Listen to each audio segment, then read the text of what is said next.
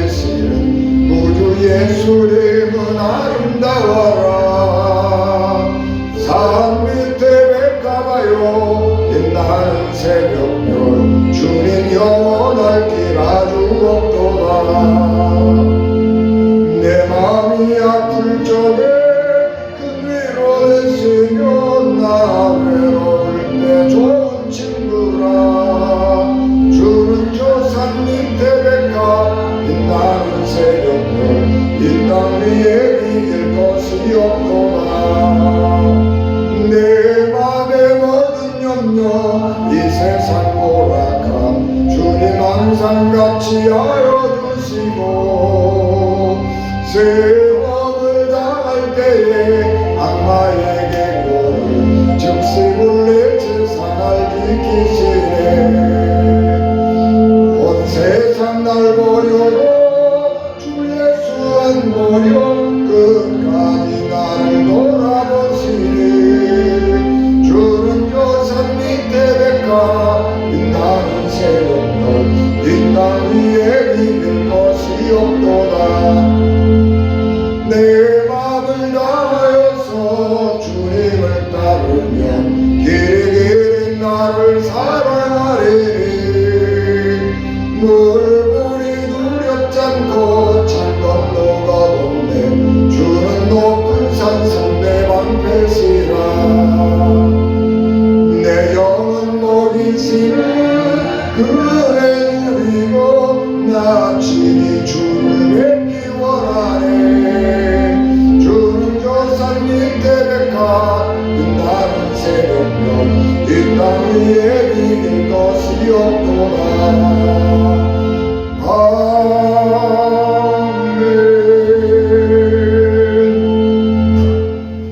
형제들아, 내가 너희에게 전한 복음을 너희에게 알게 하노니 이는 너희가 받은 것이요 또 그 가운데 선 것이라. 너희가 만일 내가 전한 그 말을 굳게 지키고 헛되이 믿지 아니하였으면 그로 말미암아 구원을 받으리라.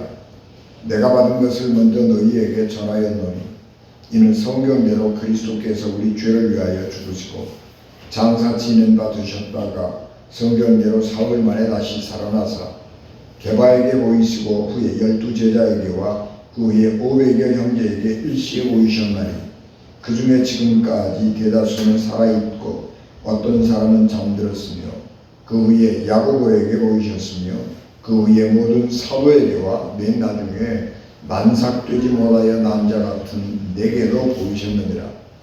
나는 사도 중에 가장 작은 자, 나는 하나님의 교회를 맡게 하였으므로 사도라 칭함받기를 감당하지 못할 자니라. 그러나 내가 나된 것은 하나님의 은혜로 된 것이니 내게 주신 그의 은혜가 헛되지 아니하여 내가 모든 사도보다 더 많이 수고하였으나 내가 한 것이 아니요 오직 나와 함께 하신 하나님의 은혜로라.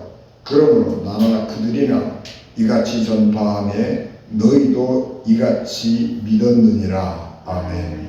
기도하겠습니다. 은혜로우신 하나님, 이 거룩한 자리에 이 의족한 종을 세우셨사오니 이 의족한 종을 거룩하게 하시고 하나님의 말씀을 온전히 전하도록 하나님께서 능력과 권능을 더하시고 복에 복을 더하여 주시옵소서. 우리 주님 예수 그리스도 이름으로 기도하옵나이다. 아멘. 기독교는 십자가의 종교라고 말하죠. 기독교가 십자가의 종교라고 말하는 것은 기독교가 죄의 용서 그리고 구원을 중요하게 생각한다 라고 하는 것을 말합니다. 세상의 모든 종교가 죄에 대해서 말하지만 기독교는 세상 다른 종교가 말하는 그 죄보다 훨씬 더 죄를 강력하게 지적하고 죄의 심각성을 말하고 사람들에게 회개를 촉구합니다. 근데 이제 기독교가 가지고 있는 이 죄 개념의 독특성은 뭐냐 그러면 죄는 사람과 사람 사이에서 짓는 것이잖아요. 강한 사람이 약한 사람을 억압하고 강한 사람이 가진 자가 그 힘을 이용해서 못 가진 사람의 것을 더 빼앗아 가버리고 이런 게 악행이잖아요.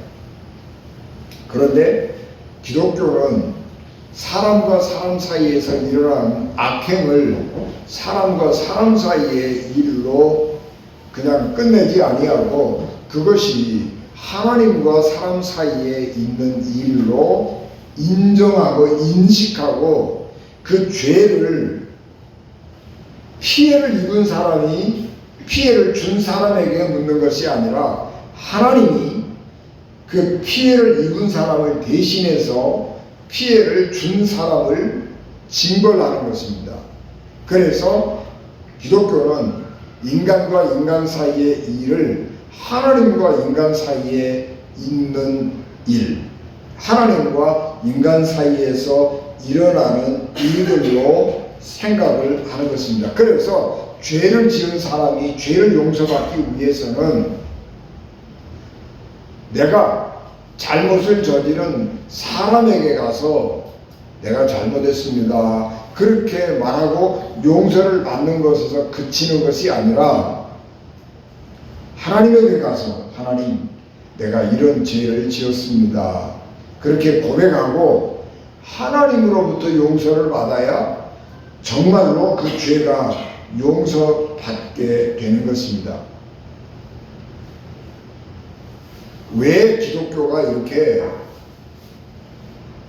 죄를 중요하게 생각하느냐 그러면 우리가 가장 피부에 닿게 경험되는 것이 죄와 죄의 질서라고 하는 것입니다. 인간의 죄는 모든 사람들 속에 내재해 있고 모든 인간관계에서 죄는 나타날 수 있고 일어날 수 있는 것이기 때문에 인간은 이런 죄 가운데 살면서 비탄에 빠지게 되는 것이고 좌절에 빠지게 되는 것입니다. 그래서 사람들은 하나님에게 이런 불의한 세상, 나에게 억울함을 많이 주는 이 세상, 이 부조리, 이 악함을 하나님 앞에 내놓으면서 하나님 나를 이 악한 세상에서 건져주십시오 그렇게 기도하는 것입니다. 힘이 강하고 능력이 있어서 내가 남한테 맨날 해를 끼치고 내가 원하는 것은 어떻게 하든지 다 내 것으로 삼아버리는 사람은요 하나님 앞에 가서 그런 기도를 할 이유가 없어요. 그런데 우리가 어려움을 당하고 피해를 입고 억울한 일을 당했지만은 우리의 힘과 능력 가지고 그거를 복수할 수가 없는 거예요. 우리가 힘이 없어서. 그래서 하나님께 나가서 하나님 우리의 죄를 용서해 주시고 내 이 억울함을 갚아 주십시오 그렇게 기도하는 것이죠. 그래서 하나님께서는 인간의 죄를 용서해 주시기 위해서 하나님의 아들 독생자 예수 그리스도를 죄가 없음에도 불구하고 죄인인 것처럼 십자가에 못 박아 죽게 하셨습니다. 그리고 그 십자가 위에서 흘리신 보혈로 예수님의 그 십자가의 공로로 예수 그리스도를 구주로 고백하는 사람을 하나님께서는 용서해 주시는 것입니다.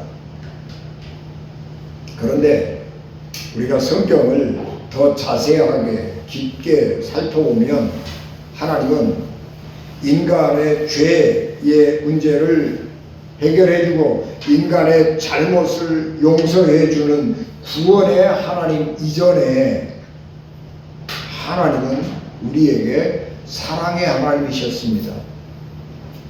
하나님은 이 세상을 창조하시고 인간의 모든 이런 상황을 인간이 살아가기에 가장 최적의 조건, 최상의 조건을 만들어 놓으시고 인간을 창조하셨습니다. 그리고 하나님께서 창조하신 그 인간을 완벽한 조건, 환경 속에서 살아갈 수 있도록 은혜를 베풀어 주셨습니다.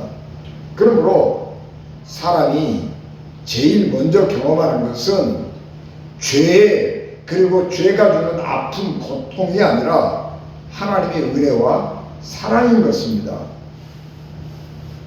여러분, 우리가 태어나면 가장 먼저 경험하는 것이 부모의 사랑이죠.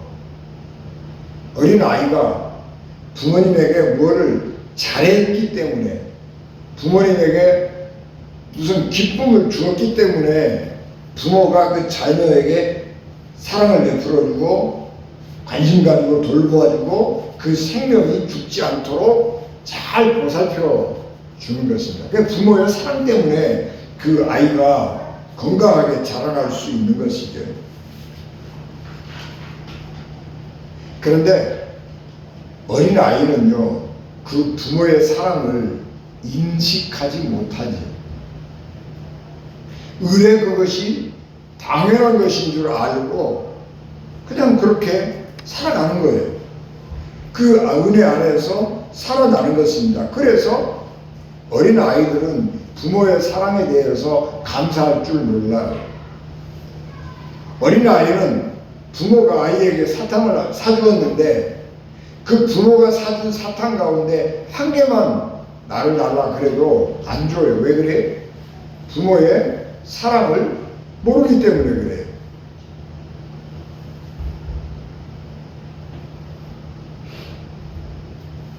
그래서 우리가 그런 속에서 살다가 자라서 성숙해지고 또 내가 부모가 되고 그러면 내가 우리 자녀를 이렇게 키우는 것처럼 우리 부모도 나를 이렇게 키웠겠구나, 그런 생각을 하면서 드디어 감사라고 하는 것을 이렇게 배워가는 거예요. 그래서 정말 감사하다, 그런 생각을 하게 되는 것이죠. 우리도 마찬가지, 믿음도 마찬가지로 우리가 하나님 은혜 안에서, 믿음 안에서 살아가면서 비로소 우리의 믿음이 성숙해지면서 비로소 하나님의 은혜가 내게 얼마나 소중한 것인가, 그런 것을 보고 내 삶이 하나님의 은혜에 얼마나 깊게 의존되어 있는 것인가 하는 것을 알게 되면서부터 우리가 그래, 내가 하나님께 감사하고 살아야지, 그런 마음을 갖게 되는 것이고 믿음 안에서 살아가게 되는 것입니다. 오늘 우리가 봉독한 말씀은 부활에 대한 말씀이기 때문에 부활절 설교 본문으로 많이 채택이 되는 말씀입니다. 자, 우리가 그럼에도 불구하고 이 말씀을 우리가 다시 한번 쭉 생각해 보면 예수님 당시의 사람들 또는 사도 바울이 복음을 전하러 다니던, 전 세계를 다니던 그런 시대의 사람들은 예수님이 십자가에 달려 돌아가신 후에 부활했다라고 하는 사실에 대해서 의심하지 않았습니다. 왜냐 그러면 그때 당시만 해도 예수님께서 십자가에 달려 돌아가셨다가 부활하셨다고 하는 것을 본 사람, 또 부활하신 예수님과 함께 식사도 하고 만져보기도 하고 대화도 하고, 그리고 예수님이 하느님 나라로 승천하신 것을 본 사람들이 많이 살아있었기 때문입니다. 내가 예수님 부활하신 거 봤어, 그렇게 말하고 그 사람들이 전해주는 말을 믿은 것입니다. 그렇기 때문에 예수님이 십자가에 달려 돌아가셨다가 살아나셨다라고 하는 것은 확실한 것입니다. 사도 바울은 이 말을 믿지 못했어요. 그래서 이 허무맹랑한 소리를 한 사람들이라고 생각을 하고 그 사람들을 혹세무민하는 사람들이라고 생각을 하고 처벌을 내리려고 다메섹으로 가다가 예수님을 만났습니다. 그런데 사도 바울이 예수님을 믿는 사람들을 처치하기 위해서, 처벌하기 위해서 다메섹으로 가다가 예수님을 만났죠. 그런데 그것은 우리가 생각할 때는 그것은 환상이고 영적인 만남이라고 생각을 하기가 쉬워요. 그런데 사도 바울은 그 만남을 영적인 만남이라고 생각하지 않는 거예요. 왜냐 그러면 그 예수님을 다메섹 도상에서 만난 일은 너무나 생생한 일이고 자기가 기도하다가 무슨 비몽사몽간에 뭐 그렇게 본 게 아니고 멀쩡하게 정신을 차리고 말 타고 사람들과 함께 다메섹으로 가다가 졸지에 당한 거예요. 그렇기 때문에 이것은 내가 몸으로 경험한 거란 말이에요. 그러니까 예수님이 부활하신 예수님을 내가 만났다 이렇게 말하는데 부족함이 없는 거예요. 그래서 내가 베드로가 예수님이 부활하실 때에 무덤가에 가서 빈 무덤인 것을 보았고 예수님이 베드로에게 나타나신 것을 보았고 베드로에게 말씀하신 것을 들었고 그렇게 해서 베드로가 예수님이 부활했다라고 하는 것을 확실하게 믿은 것처럼 바울도 그렇게 베드로가 가졌던 부활하신 예수님에 대한 믿음을 바울도 똑같이 갖게 되는 것입니다. 그래서 바울도 예수님이 몸으로 부활했다고 하는 점에 대해서는 의심하지 않았어요. 예수님 당시에 교회의 성도들은 예수님의 부활을 부인하는 사람은 아무도 없었어요. 그런데 문제는 뭐냐 그러면 예수님이 그렇게 죽은 자 가운데서 몸으로 부활하신 것 같이 나도 예수 믿는 나도 몸으로 부활할 것이다 라고 하는 믿음에 대해서는 의견이 갈렸어요. 어떤 사람들은 야, 이 몸이라고 하는 거 죽어서 썩어버리면 흔적조차 없어져 버리는 것인데 야, 그거 언제 우리가 부활할 때 살아나겠느냐? 우리 몸을 입고 살아나겠느냐? 그런 생각을 하는 거예요. 예수님은 죽은 지 3일밖에 안 됐으니까 육신이 멀쩡하게 살아있으니까 다시 살아나올 수 있는 거잖아요. 나사로도 죽은 지 4일밖에 안 됐으니까 몸을 입고 살아나올 수 있는 거잖아요. 그런데 우리가 죽은 지 수십 년이 지나고 수백 년이 지나버리면 우리 흔적이 어디 있어요? 그러니까 우리 몸이 어떻게 되는 거예요? 어떻게 부활하겠어요? 우리 몸이. 그러니까 사람들이 우리가 몸으로 부활한다고 하는 사실에 대해서는 의심스러운 거예요. 믿을 수가 없는 거예요. 그래서 우리는 믿음이라고 하는 것은 영으로 믿어서 우리의 영혼이 구원받는 것이지 우리의 몸은 우리의 믿음하고 아무 상관이 없다고 생각을 하는 것입니다. 그러면 어떤 일이 벌어지느냐 그러면 믿음으로 영으로는 믿음 생활을 잘해요. 하나님 앞에 나와서 뭐 예배드리고 헌금도 하고 봉사도 하고 하나님의 말씀도 전하고 열심히 해요. 그런데 우리 몸으로 하는 일 그런 것은요 지멋대로 하는 거예요. 예배드리고 나가서 세상에 가서 사는 것은 지 멋대로 사는 거예요. 그래서 영과 육이 따로따로 노는 거예요. 믿음 생활하고 우리의 육신의 삶의 일상의 삶하고는 따로따로 노는 거예요. 그래서 하나님 앞에 가서 심판받을 때에 믿음으로 하나님을 섬기고 예배드리고 기도하고 성경 읽고 이런 것만 우리가 잘하면 구원받는다고 믿는 사람들이 생겨나게 되는 것입니다. 그래서 그런 사람들을 가리켜서 영지주의자 그렇게 얘기하고 그런 사람들을 도덕 폐기론자 그렇게 얘기해요. 우리가 예수 믿고 영적으로 구원받았으면 육체의 일은 무슨 짓을 해든지 그거는 상관이 없다라고 하는 거예요. 왜냐하면 육체는 썩어버리는 것이니까 상관이 없다고 믿는 거예요. 그런데 사도 바울은 그렇게 믿지 않는 것입니다. 사도 바울이 전하고 있는 말씀은 우리가 구원받을 때에 하나님 앞에 심판받을 때에 우리의 몸으로 구원해서 하나님 앞에 심판대 앞에 선대는 거예요.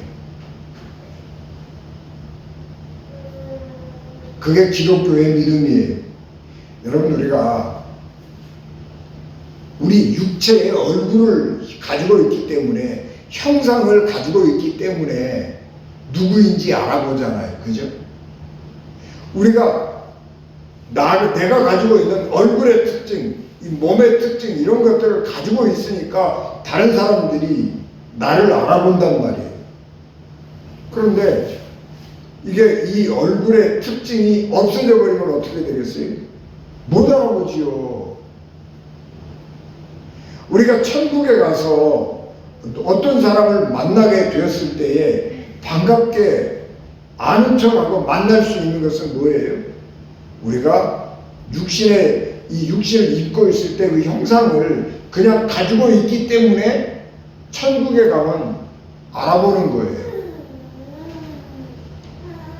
그래서 하나님은 우리를 부활시킬 때에, 우리를 심판대 앞에 세우실 때에 우리의 육체도 함께 부활을 시키는 것입니다. 아니, 나 썩어서 없어져 버렸는데 어떻게 부활하느냐? 아니, 무덤이 없는 사람 있잖아요. 바다에 가서 빠져 죽었는데 시체 못 건지는 사람도 있잖아요. 그런 사람 어떻게 부활해요? 여러분, 걱정하지 말라고요. 하나님은 능력이 많으신 분이고 먼지 가지고 티끌을 가지고 인간을 만드신 분이에요. 하나님은 우리의 형상이라고 하는 것은요, 얼마든지 물질 가지고 재료 가지고 만들 수 있어요. 그러니까 그런 거는 걱정할 필요가 없는 것입니다. 중요한 것은 하나님이 창조자 하나님이라고 하는 거예요. 사도 바울이 예수님을 핍박하는 박해자였잖아요. 예수님을 박해하던 사람이 똑같은 사람인데 그 사람이 예수님을 전하는 사람이 되었다라고 하는 것은 있을 수가 없는 거죠. 아니, 똑같은 사람이 어떻게 정반대되는 일을 하느냐고요. 근데 왜 그것이 믿음 안에서 가능하냐 그러면 하나님께서 창조하신 능력이 있기 때문에 그래요. 우리가 죄로 인해서 죽을 수밖에 없는 사람이지만 세상 만물을 창조하신 하나님은 우리의 영혼을 새롭게 창조하실 수 있어요. 우리의 몸을 새롭게 창조하실 수 있습니다. 그래서 우리는 질병에 걸려 있는데 죽을 수밖에 없는 자리에 있는데 하나님께서 새롭게 창조의 능력을 가지고 고쳐주시는 것이고, 죽을 수밖에 없는 영혼인데 하나님께서 새로운 영을 창조하시는 것이에요. 그래서 전혀 다른 사람이 만들어지게 되는 것입니다. 우리가 새로운 사람이 되는 것은 어떻게 가능하냐 그러면 하나님께서 우리의 영혼에 새롭게 하나님의 형상을 창조하면 가능해지는 거예요. 그래서 에크하르트는 하나님은 그리스도인들 마음속에 그리스도를 하나하나 창조하신다고 그래요. 창조하시는 거예요. 하나님은 우리 속에 예수님의 형상을 창조해서 여기다 넣어주시는 거예요. 그래서 우리가 하나님의 사람이 된다고 하는 거예요. 하나님은 창조자 하나님, 능력의 하나님인 것입니다. 그렇기 때문에 인간 스스로 노력에 의해서 습관을 바꾼다든지 우리의 영혼을 새롭게 하는 것은 불가능하지만 하나님이 새롭게 우리의 영혼을 믿음 안에서 그리스도의 사랑으로 창조하시고 우리의 몸에 붙은 잘못된 습관을 버리고 하나님이 새로운 습관을 우리의 육신 속에 창조해 주시면 우리의 영과 육이 완전히 새로운 사람으로 거듭나게 되는 것입니다. 그래서 사도 바울은 내가 나된 것은 하나님의 은혜로 된 것이니 그렇게 고백을 하는 것입니다. 내가 아무리 노력한다고 그래서 되는 게 아니에요. 하나님의 은혜로만 된다라고 하는 것입니다.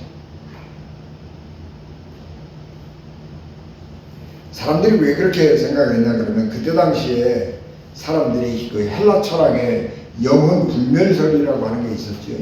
우리의 몸은 썩어져 버리지만 우리의 영혼은 영원히 죽지 않는다라고 하는 영혼 불멸설, 그것이 교회 안에도 들어온 것입니다. 그래서 우리의 몸은 부활하지 않고 우리의 영만 부활한다, 그렇게 믿은 것입니다. 그런데 그것은 사실이 아닌 것입니다. 그런 생각이 고린도 안에 들어왔을 때에 고린도 안에서 문제가 된 거예요.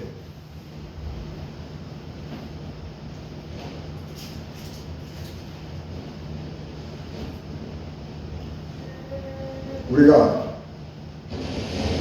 예수 그리스도를 올바로 믿는다고 하는 것은 우리의 믿음이 올바를 때 가능한 것입니다.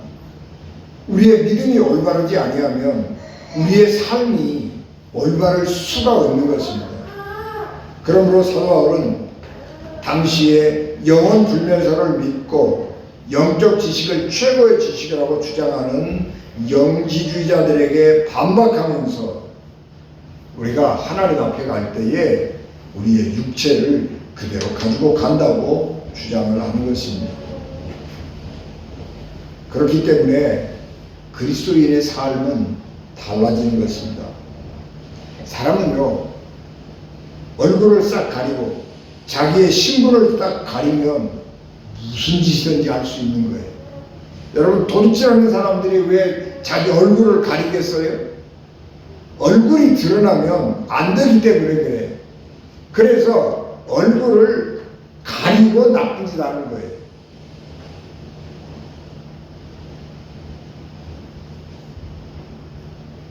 하나님 앞에서는, 사람들 앞에서 우리의 삶이, 신분이 드러나게 되는 것이고, 그래서 우리는 모든 일을 조심해서 할 수밖에 없는 것입니다. 하나님 앞에 갈 때도 우리가 우리의 얼굴을 그대로 가지고 가는 거예요. 그래서 우리가 하나님 앞에서 살아가는 이 삶을 아주 귀하게 살아야 하는 것입니다. 이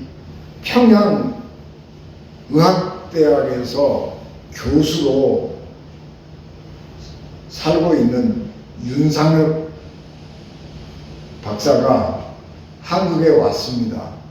그리고 그가 사랑으로 길을 내다, 그런 책을 폈습니다. 이 윤상혁 박사는 미국 시민권자인 한국 사람이죠. 한국에서 태어나서 미국에 유학 가서 미국 시민권을 취득하고 이 재활의학 박사학위를 취득을 하고 평양으로 들어갔습니다. 그래서 자기의 세 자녀와 자기 부인 이렇게 5사람이서 평양에 가서 평양의과대학 교수로 13년을 살았습니다. 북한에 교수로 들어갈 때에도 굉장히 많은 어려움이 있었지요. 그리고 그 가난한 나라, 아주 그 감시가 심하고 통제가 심한 나라, 그 나라에서 13년을 살 때에 굉장히 힘들게 그렇게 살았어요.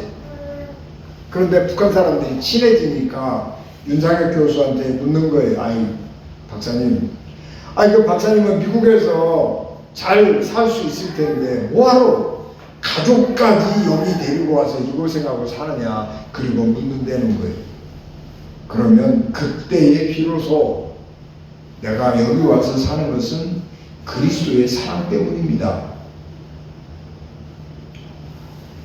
주님께서는 나를 위해서 고난을 당하셨고 우리가 예수님의 고난에 동참하기를 바라십니다. 그리고 그 고난에 동참하면서 우리가 하나님의 참 사랑을 배워가기를 원하십니다. 그것은 내가 배운 그리스도의 가르침이고, 그래서 우리 가족이 이곳에 당신들과 함께 살러 왔습니다. 그것이 내가 배운 그리스도의 사랑입니다 라고 말해준다는 거예요. 진짜 복음 전하는 거예요. 그가 13년 동안 북한에서 살면서 평양 봉숙교회에 가서 예배를 드렸습니다. 봉숙교회가 진짜 교회냐 가짜 교회냐 그런 얘기를 많이 하는데, 이 윤상혁 교수님은 뭐라고 얘기하냐 그러면, 봉숙교회가 진짜냐 가짜냐 봉수교회 예배드리는 사람들이 가짜 신자냐 국가가 동원해서 보낸 그런 공산당들이냐라고 묻는 것은 중요한 의미가 없다는 거예요. 중요한 것은 내가 진정으로 하나님을 예배하는 사람이냐라고 하는 것이 중요하다는 것입니다. 내가 참된 예배자가 되는 것이 중요하고 삶으로 예수 그리스도의 사랑을 증거하면서 그리스도의 향기를 끼치면서 참으로 삶으로 하나님 앞에 예배를 드리느냐 하는 것이 중요하다고 윤상혁 박사는 말합니다. 북한에서 사는 윤상혁 박사의 삶이나 지금 우리의 삶은 다르지 않습니다. 북한이 그리스도인들을 날카롭게 감시하고 그리스도인들을 처벌하는 것처럼 오늘 우리는 믿지 않는 사람들이 아주 북한보다 더 날카로운 눈으로 기독교인들을 바라보면서 자기들보다 훨씬 높은 잣대를 가지고 기독교인들을 지켜보고 있습니다. 그리고 남한에 살아 북한에 살아 하나님께서 불꽃 같은 눈으로 우리의 삶을 살펴보고 계십니다. 중요한 것은 우리가 하나님의 사람으로서 하나님의 일을 하는 것은 어떤 특별한 일을 하는 것이 아니라 하나님의 사람으로서 사람들과 살아가면서 그리스도의 향기를 드러내는 것, 그것이 하나님의 일이라고 하는 것입니다. 그리스도인의 삶, 하나님의 일이라고 하는 것, 그것은 다른 것이 아니라고 하는 것입니다. 이 세상에서 하나님께 예배드리는 예배자로서 그리스도의 향기를 품고 일상의 삶을 살아가는 것, 그것이 하나님의 일입니다. 그래서 하나님의 일, 하나님을 예배하고 하나님의 백성으로 살아가는 사람은 어떤 삶을 사느냐 그러면 내가 모든 일에 하나님께 감사하며 살겠다, 그렇게 결심하고 살아가는 사람인 것입니다. 아예 내가 삶을 살아갈 때 감사하고 살리라 그러고 작심하고 살아가는 거예요. 그게 그리스도인의 삶이에요. 그것이 하나님의 일인 것입니다. 그리고 난 후에 특별하게 내게 어떤 감동이 온다면, 하나님의 부르심을 특별하게 느낀다면 그때에 다른 일 할 수 있는 것입니다. 요즘에 은퇴한 후에 전문 지식을 살려서 선교사로 헌신하는 분들이 많이 있습니다.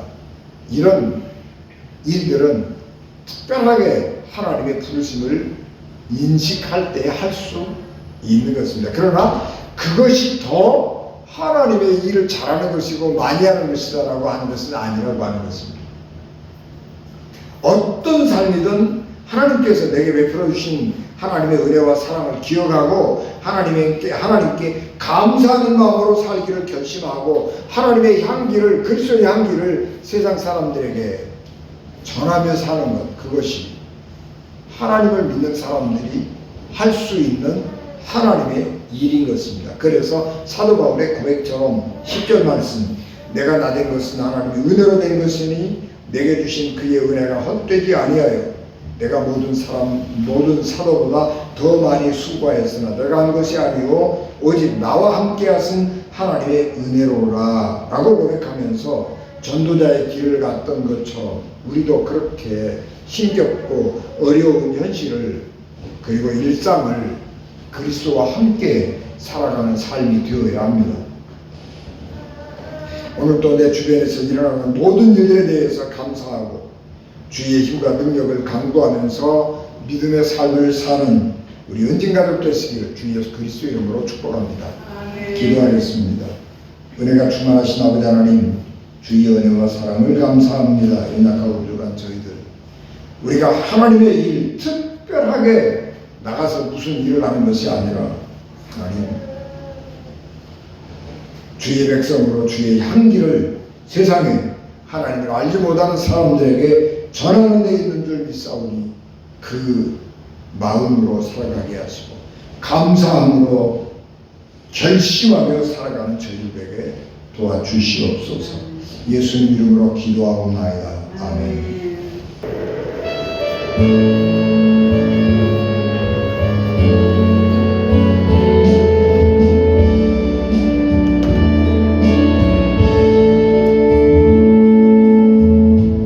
땅의 황무함을 보소서. 하늘의 하나님 긍휼을 베푸시는 주여, 우리의 죄악 용서하소서. 이 땅 고쳐주소서. 이제 우리 모두 하나면 이 땅에 무너진 기초를 다시 쌓을 때 우리의 우상들을 태우신 성령의 부임하소서. 대국의 불길 타르게 하소서. 진리의 말씀 이 땅 새롭게 하소서. 은혜의 강물을 대하소서. 성령의 바람 이제 불어와 주의 영광 가득한 생활 주소서. 주님 나라 이 땅에